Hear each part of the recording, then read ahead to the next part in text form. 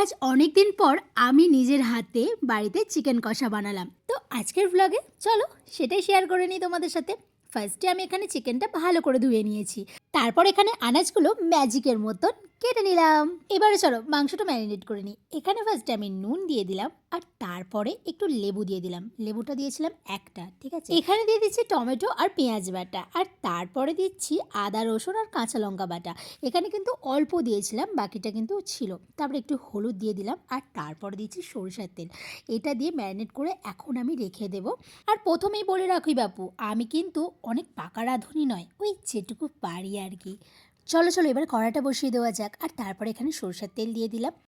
আর আমি এরকমই রান্না করি না, কিন্তু যখনই করি এরকম তেলে কিছু দিয়ে ছুটে পালাই, ঠিক আছে। আমি জানি এরকম কিন্তু অনেকেই আছো, তেল ছিটকানোতে ভয় পাও।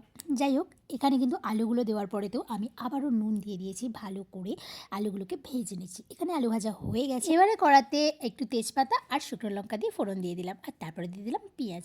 এখানে পেঁয়াজগুলো দেওয়ার কিছুক্ষণ পরে আমি আরেকটু নুন দিয়ে দিলাম, তাতে করে পেঁয়াজগুলো তাড়াতাড়ি নরম হয়ে যায় মা বলে। তারপর পেঁয়াজের মধ্যে এখানে টমেটো দিয়ে দিলাম, আর এখানে ভালো করে আরেকটু নেড়ে নিয়েছি। আর এখানে চলো চিকেনটা এবারে দেওয়া যাক।